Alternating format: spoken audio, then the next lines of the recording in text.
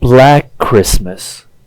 Released in 1974, Black Christmas is one of the earliest slasher films ever made, and one of the first to use Christmas as a setting, not as decoration, but as a weapon. This story doesn't introduce danger.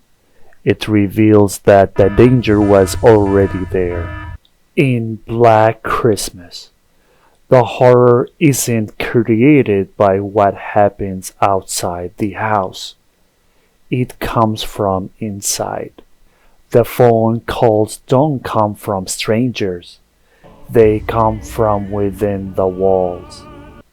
From a space everyone believes is safe. Christmas lowers defenses. People relax. They assume familiarity equals protection. This story works because it attacks one belief directly, that being home means being secure. Here, the house doesn't protect anyone, it listens. The killer doesn't need motivation, he doesn't need explanation. His presence alone is enough to poison the space. But what if the danger never needed to break in at all? Better watch out. Better watch out appears harmless at first. A babysitting job. A quiet Christmas night. Nothing out of place. But this story doesn't rely on intrusion. It relies on trust. Christmas teaches us that politeness equals safety, that children are harmless, that familiar faces don't need to be questioned. This film dismantles that completely. That 12-year-old boy she's watching isn't the victim, he is the architect. And by the time she realizes what's happening, he is already 3 steps ahead. The threat isn't hidden in the dark, it's sitting comfortably in plain sight. Here, innocence becomes camouflage. The horror isn't violence, it's manipulation wearing a friendly face. Some stories, though, go back much further. Krampus. Rare experts. These aren't modern monsters. They are ancient enforcers. These stories present Christmas not as a celebration, but as a test. You are watched. You are evaluated, and punishment doesn't arrive loudly. It arrives quietly. In Krampus, a family's dysfunction summons something older than their traditions. In Rare Experts, Santa isn't jolly. He is excavated from ice, furious, and hungry. What makes these stories disturbing isn't what the creatures do. It's what they represent. That judgment has always been part of the holiday, that beneath the wrapping paper there is always been a reckoning. But not all Christmas horror needs monsters. In Black Mirror, White Christmas, the holiday becomes something colder. There are no monsters. No jump scares, no gore, only isolation.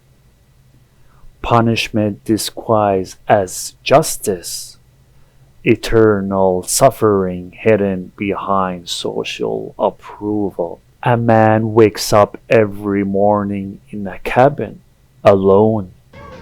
The radio plays the same Christmas song forever. He cannot leave.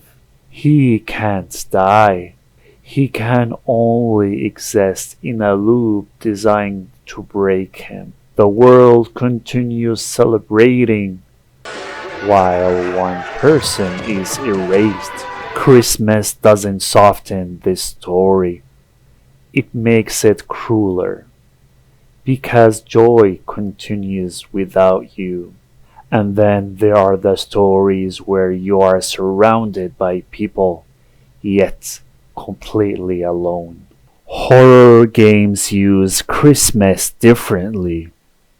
In games like Parasite Eve, celebration creates distraction. Crowds reduce awareness. Lights blind attention.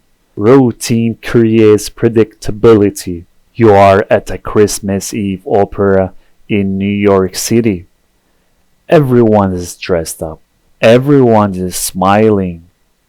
And then people begin spontaneously composting. You are surrounded by people and completely alone. The horror doesn't come from sudden attack. It comes from realization. By the time danger becomes obvious, it's already too late. The festive setting doesn't protect you. It delays your understanding of what's actually happening. But some Christmas horror doesn't invade the holiday at all. It's born from it. Silent Night. Deadly Night takes a different approach to Christmas horror. Instead of invading the holiday, it breaks it from the inside.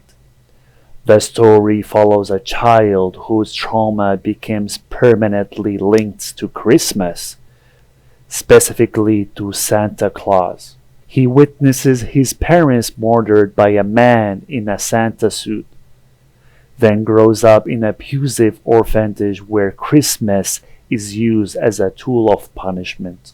What makes this disturbing isn't just the violence, it's the association. A symbol meant to represent generosity and safety becomes a trigger for fear and punishment. Here, Christmas doesn't lower defenses, it creates the monster. The film turns Santa into something unavoidable, a reminder that childhood trauma doesn't disappear just because of the holiday arrives. You cannot escape Santa. He is on every corner, every mall, every commercial. For most people, that's comforting. For him, it's inescapable. Which of these do you think is the darkest use of Christmas in horror? Let me know in the comments.